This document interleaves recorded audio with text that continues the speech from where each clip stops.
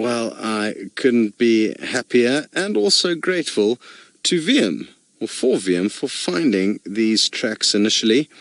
And I had the very, very fortunate task of being able to follow his footprints through a maze of little pathways until they led me to him sleeping right where he is here. And I was close to him when I first spotted him. All I could see was a patch of spots. Let me show you where I was into relation to where he is now. He didn't move a muscle, and that's absolutely incredible considering how skittish these animals can be. Basically, straight through this little gap here, right over there is where I was standing, and I got a visual through some bushes just of a few rosettes, and I just backed up slowly. I never got to see his face or how intently he was looking at me. I just kind of walked off and went back, and VM drove the car around a little bit closer by. But fascinating how relaxed he was with us on foot. Maybe it's because our eyes didn't lock contact with one another, or simply, maybe it's just simply because he is such a relaxed young boy. And like Tristan says, it's been a long time since we've had these two, Hosanna and Thamba, on drive simultaneously. And we are just so lucky to be able to spend time with these animals. We didn't get to spend too much time with Thamba when he was growing up with Thandi. Hopefully we'll be able to get to know her current daughter a little bit better than him. But what we can assure you is that now we are allowed such great insight into their lives because they are very relaxed. And had we have tracked and found a skittish leopard, it would have run off into a riverbed, which is very close by, and that would have been the end of that. Whereas with these guys, they really do assist us when it comes to getting to know them. Beautiful. Now, I wonder how busy... Well, Tristan's Valentine is fast asleep, and you should have actually heard both Tristan and Ferg, who was teamed up with Tristan on camera this morning, get back and just have never-ending good things to say about Thamba and how amazing he is. And he is a beautiful young male. We had a fascinating morning with him after drive. Firstly, there was another lone impala nearby that I was almost certain he was going to try and catch, but he didn't. And that opportunity was a really good one that he gave up on. I'm not too sure why. He seemed to have seen the impala and stopped and looked in that area, and he was quite close by, but just didn't make any attempts to catch it. And then later on, there he kind of started coming up to the car and looking underneath it from all different angles. And we were wondering what it was that was getting his attention under there, and it turned out to be a tortoise. So that was quite a cool scenario to enjoy with him, but he certainly didn't show much hunting prowess.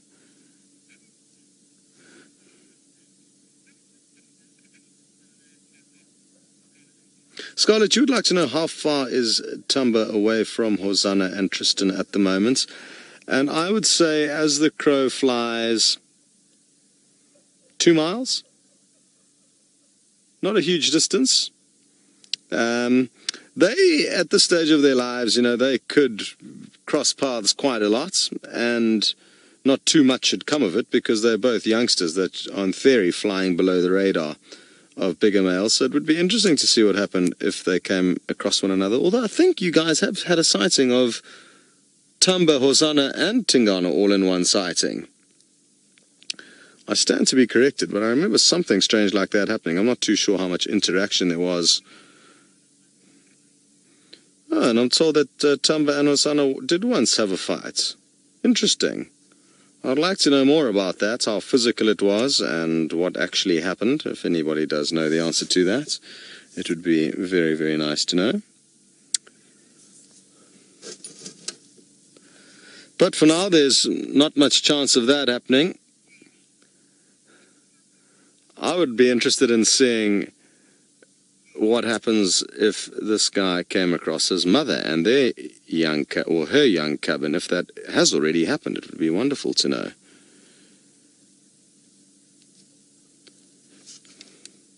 Hey boy, with your pretty eyes.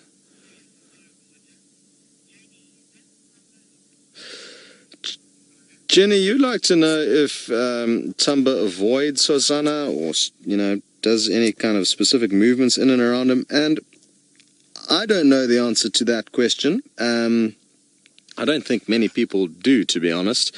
But the last few weeks, it seems like Thamba's been spending time in the kind of northwestern corner of Djuma, whereas Hosanna spends time mainly on the southeastern corner of Djuma and then east and south of there onto Chitwa. So it appears like they are moving through different areas at the moment. But again, so much happens without us actually knowing about that. It's hard to be able to answer those kinds of questions conclusively. Very good. We are going to send you back to Tristan and Hosanna. Well, that would be an incredible end to the safari. I like Tristan's game plan now that Hosanna's headed off.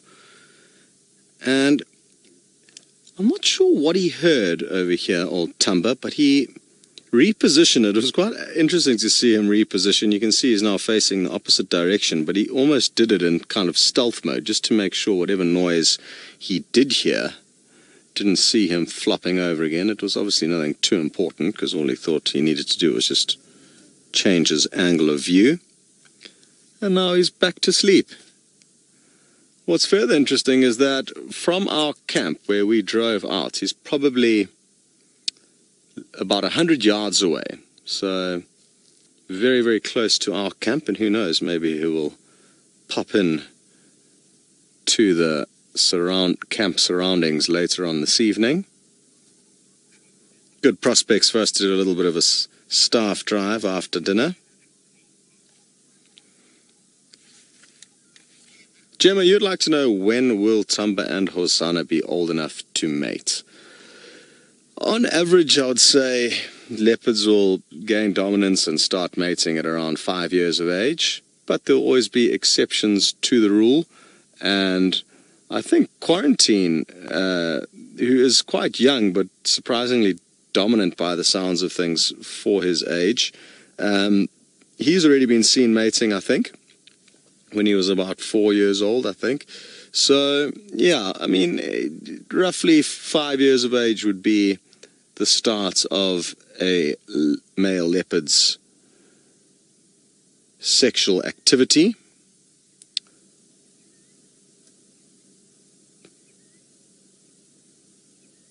But I'm sure there are some major outliers with regards to that. Some guys may start much younger in areas where there's not as much competition from bigger males. And I think that happens quite a lot in Africa, because these animals do occur outside of national reserves and parks, unlike these lucky individuals here. Those guys have a lot of kind of external and different issues to face, and I think the major difference for them is that their populations aren't going to be as high as they are in areas like this, and that is going to cause some major differences in their behavior. I guess that's an unnatural scenario that we're discussing. On a friend of mine's farm, just north of a city called Durban on the east coast of South Africa, about 50 kilometers north of there, you get another small coastal town called Belito. And in and around that area, there's a lot of sugarcane farms. And on one of my friend's farm there, they've had leopards recently, or at least a leopard. The head kind of foreman on the farm seen it a few times, and not many people believed him. But when I saw some of the tracks that they'd taken photos of, it's 99% certainty that it is in fact a leopard moving very, very close to one of the large cities in South Africa here. Thankfully, young Thamba won't have to be dealing with any city swellers.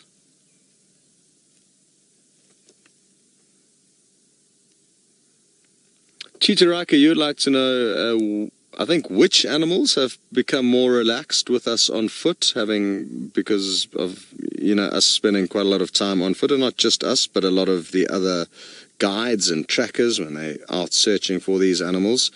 I think leopards would be one of the major, one of the main animals that has become relaxed with us. Lions, surprisingly, are either aggressive or complete nerds and run off. and more often than not they run off. At least that's my experience. Even though, you know, there's no negative behavior from guides or trackers when they do find them, so I'm not too sure why the lions are like that. But leopards, what's interesting with leopards is you tend to find males when they're young are very relaxed. But when Thamba gets older, it'll be very, very interesting to see if he is still relaxed with us as humans. And that's kind of a bit of a general trend that I've noticed, especially with male leopards and also just young leopards, I guess. You know, Hosanna and Shongile, it sounded like those two provided you guys with some incredible moments with the bushwalk teams over the last couple of years. And they were super, super relaxed. And I think that may change as the animals get a bit older and wiser. But, you know, walking around the quarantine clearings, the wildebeest and Nyala, there's a lot of animals that do get used to us on foot. Christy, you'd like to know if Hosanna's ever visited our camp. Not since I've been here, but I am certain that he would have spent a lot of time in and around the kind of camp environments when he was growing up. I remember when Nikki and I came back to visit Safari Live last year, March. We just popped in for a visit. We bumped into Shongile, who was only 50 meters away from the final control room as we arrived into camp. So yes, it's quite common for leopards to spend time in and around camps. They're not, especially here in the Sabi Sands, where they've become quite comfortable with humans.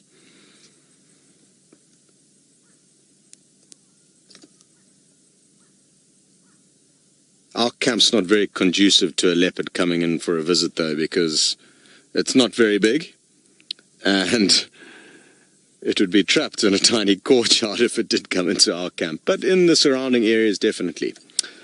Very good. We are going to stay put and hope that Thamba gets up and takes us for a stroll, and we are going to send you across to Tristan for an update on his quests. Well, exciting stuff there, and well done to Tristan for finding some tracks of Thandi. I hope the squirrels have spotted her and are going to lead Tristan and you guys straight towards them. Now, you can see that Thamba is looking very alert. He's pricked his ears up, he's lifting his head up. Oh, he's heard a squirrel, I think. I just saw a squirrel running off down there. And you got a glimpse of that. I mean, that is frightening. How on earth did you hear a squirrel ferreting through the undergrowth at that distance? And that is absolutely phenomenal. I was expecting something far larger than a squirrel to come bounding out. And that is an incredibly wonderful example of how good their hearing is. Wouldn't a squirrel be a nice snack to start off the evening, Thamba? I wonder when last he ate, and what it was, and what his kind of diet consists of. Young male leopards like this can often struggle to get decent meals. First Lady, you'd like to know if leopards ever come to the camp in search of food. Oh, he's on the move. How cool is this? And no, they don't. They're just kind of passing by. There's not much food for them there. They don't like our food. They're not as liberal as the hyena when it comes to eating human snacks. So no, not to look for food. I think if anything, it's just kind of going about their business, moving along from A to B. So now we need to try and keep up with the action here. I've just spotted another squirrel. And I think that is what he's after, which is really surprising because I would have expected a male of this size to be a little bit less intent on such small prey like a squirrel. But maybe he was just making sure he knew what was making that noise. And now that he knows, he's lay right back down. So let's see if we can loop around and get you some more good views from here. Sounds like there's some Franklins on the scene as well.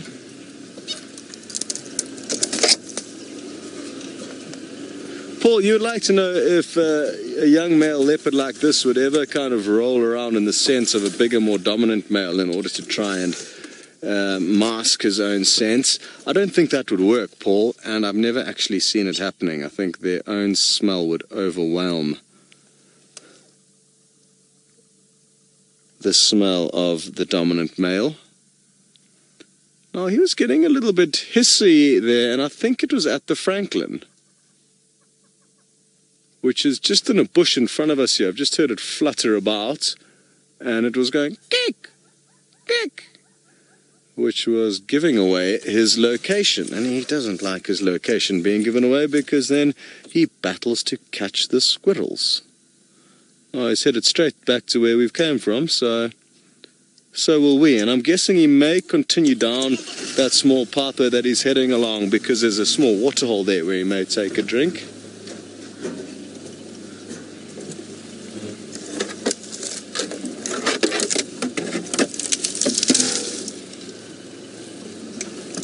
Just going to try and swivel you guys around quickly to get another view of him. Oh, no, don't go down in there, buddy. That is going to be near impossible for us to follow you through. Oh, we don't want to say goodbye yet, Thamba. Oh, well. Maybe we'll be able to keep up with him. Let me keep moving now.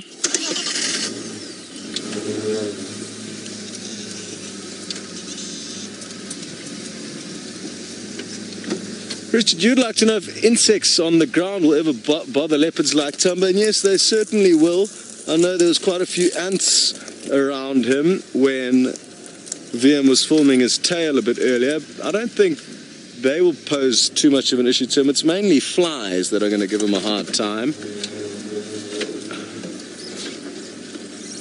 Having said that, though, I'm sure it's some kills, you know, ants like drop-tail ants can be a bit of a mission because they do like meat.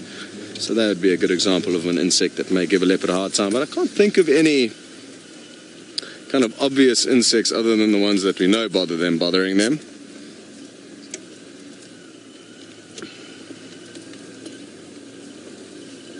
Okay.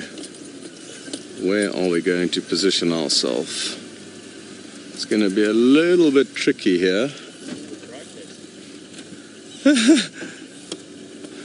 VM suggesting that he can possibly smell the barbecue that we've started up. We're doing some barbecue roasted chickens tonight.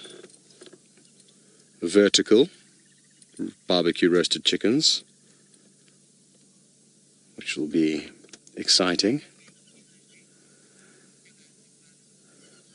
And I actually got the mechanic here to build the contraption that holds up 4 beer cans with 4 chickens perched on top of them when I was here many years ago, and that piece of equipment is still here, yet it has not been used for quite some time. So I'm going to show Amanda, the new chef, how exactly it works before Nikki and I head off on a break tomorrow. And very, very sad to be leaving the Sabi Sands and the beautiful leopards that exist here.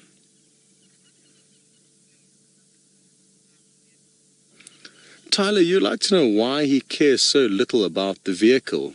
And isn't it astounding how they act like we're not even here? And that's from a lot of great guiding practice over close on 50 or 60 years, where this reserve has been a photographic safari destination where the people come and spectate. There's no interfering, no harming of animals, no feeding of animals. We merely just look at them. And you can imagine in this individual's case, when he was growing up as a young little furball, just like when you were a young little not furball, you read into a lot of your parents' behavior. And if your parents are relaxed with a certain situation, you too will become relaxed with that situation. So his mother, Tundi, was habituated with vehicles, and from a very young age, she would allow us to view him. Well, not us, because we weren't around too much with him, but as in theory. You know, with Hosanna, the leopard that was with Tristan a little bit earlier, our Safari Live crew spent many, many hours with him and his sister. What are you creeping up on there? I wonder if the squirrels are making their way down the riverbed and he's trying to just listen in on them. Let me try and move forward a bit. I think we can get you into a gap.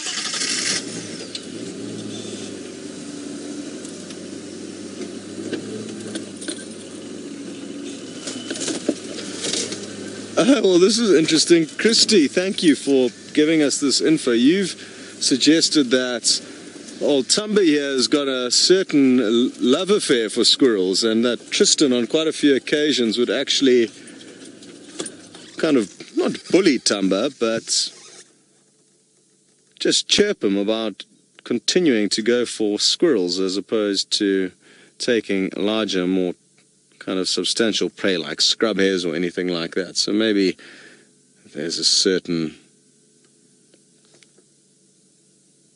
something or other that this guy loves about the squirrel. Maybe it's the challenge of catching them, because I could think of easier prey to catch.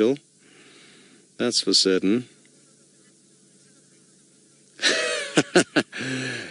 Gerhardus Botha, I'm very, very glad you are watching and keeping a close eye on me, because it's actually despicable that I use the word barbecue, considering we are a proudly South African company. I should have rather used the word braai. And thanks very much, Gerardus, you are right. Sadly, though, not sadly, but the reality is most of our audience is American, and to explain what a braai is every time we need to say barbecue, I guess you could possibly forgive me for. But now that you've highlighted the difference, it's good that you know, and I must elaborate that a barbecue, or rather a braai, shouldn't be gas-powered. It shouldn't be charcoal-powered. It should be good, hard wood in its natural state, nice and dry, which forms a beautiful bed of coals on which you roast your meal. No gas. Gas is cheating. And it provides no flavor to the meat.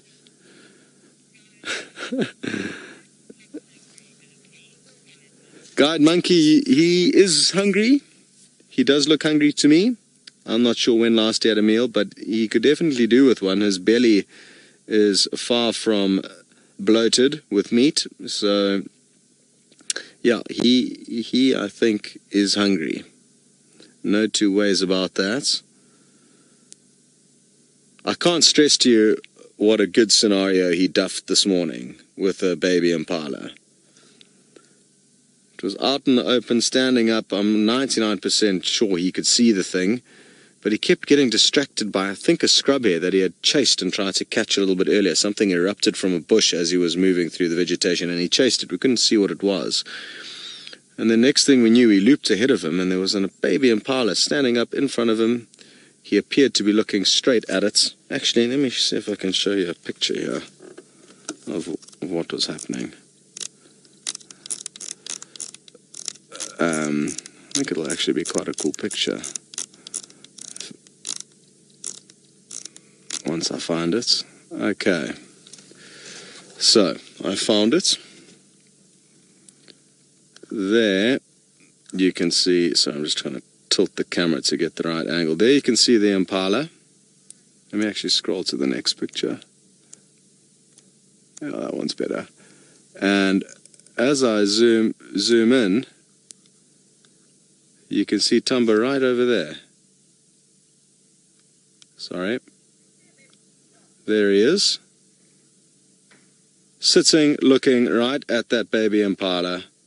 Not far away. Yet nothing happened. That's all I have to say about that. Shrugging of shoulders. Come on, Thamba, show us your skills.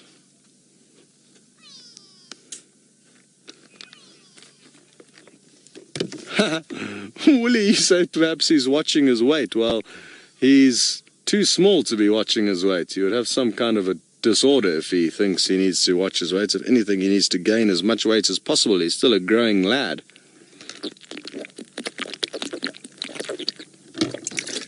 Apologies. He just had to listen to me glugging down some ice-cold water. I promise it wasn't something else. Just what works quite well is to freeze a 2-litre block of ice, or 2-litre bottle of ice, and that lasts the whole drive quite well. Still quite a big ice block in there, actually. Very good.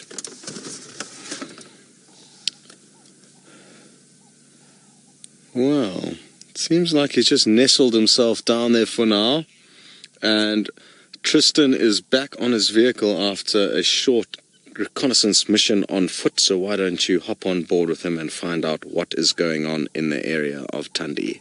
Then on a roll there, forgot what he was actually set out to achieve, and I guess that's a good sign that he was deeply involved in the conversation with you guys.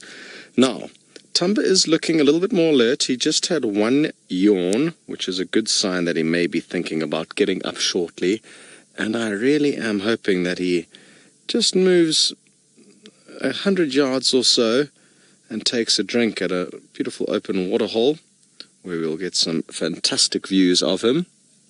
It seems like whatever was scurrying around down in the riverbed below him has moved off, and it looks like he too is planning the same thing. Come on, buddy, get up. Clock is ticking. JK, you would like to know if there's any difference in mortality rate between male or female cubs. I doubt it. I think cubs, be it male or female, will both be killed by male leopards, as in when male leopards come across them that didn't father them, they're going to take no exception to their gender. And I don't think, I don't think there's a correlation between boys or girls taking bigger risks and therefore maybe being killed by a hyena or lion. I think it would balance itself out.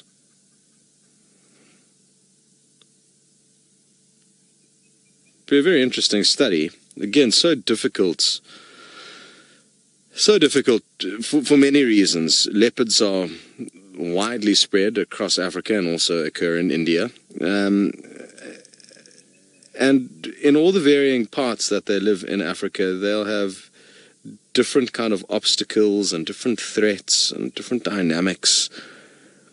So, I mean, if we were to be able to do a test of the leopards of the Sabi Sands, or let's say the Kruger National Park, then at least we would have an idea of what happens here. But that doesn't necessarily mean that we can apply that theory to leopards across Africa.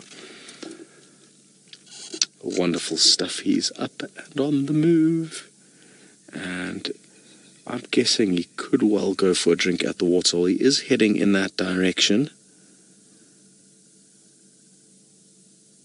However, if he ducks down into this riverbed, it'll be time for us to say goodbye for him. He may not, though.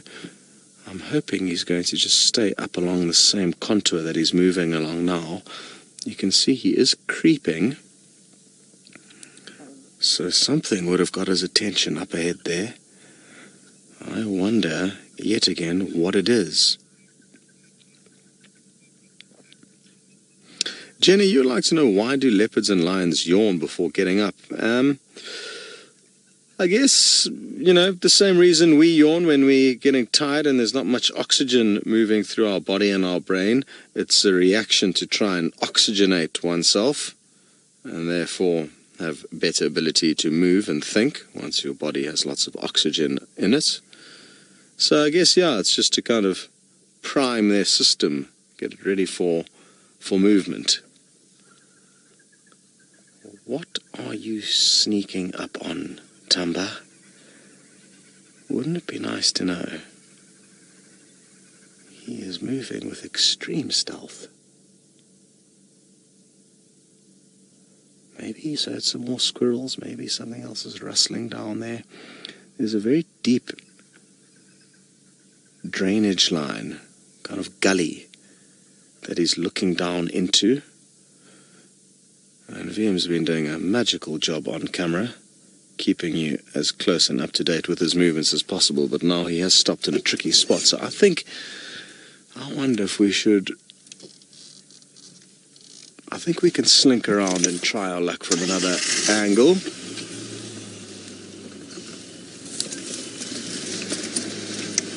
It's a gamble, but I think it's worthwhile.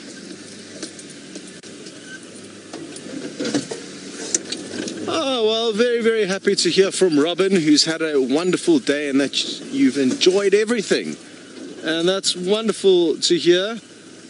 I know I certainly haven't. Tristan's probably in the same boat too.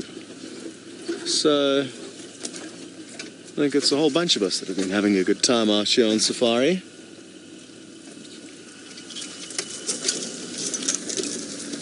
Tight squeeze here.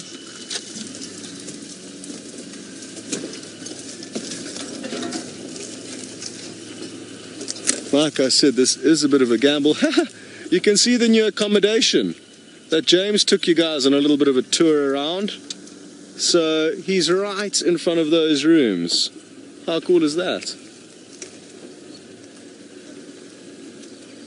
If those of you who haven't seen the video yet, James just did a little short piece on the upgrades and renovations that are being done here at Djuma to accommodate our growing crew.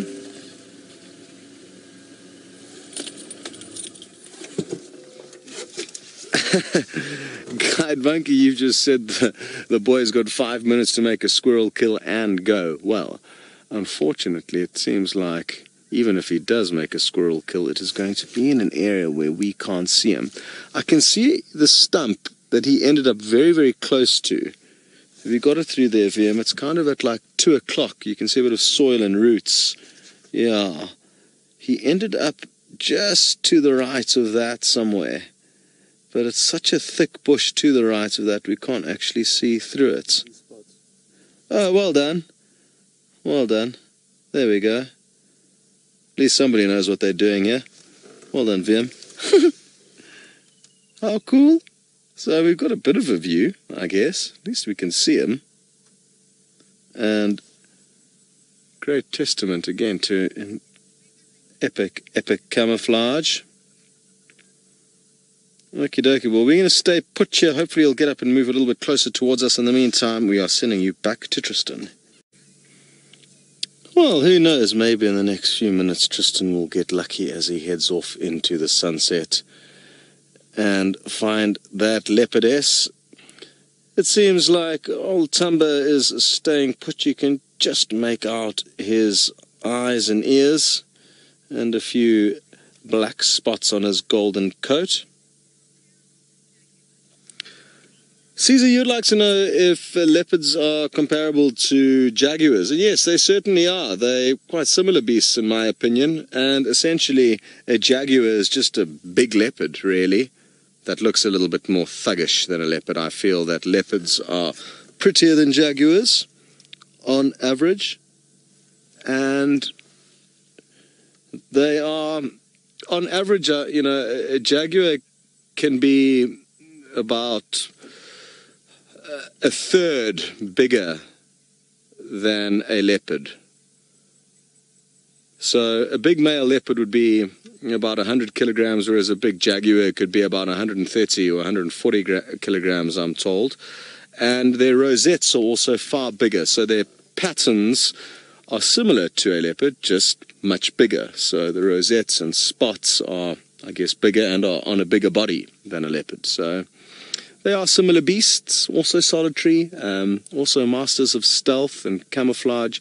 Sadly, we don't get any jaguars here in Africa, but that doesn't mean that one day maybe we won't be able to go and take you down the Pantanal in search of jaguars. Wouldn't that be nice? What you can do to assist us with that mission would be to tell your friends about Safari Live, because the more people that jump on board means the more places we can take you to. It's a very simple equation, so you can help us if you don't mind.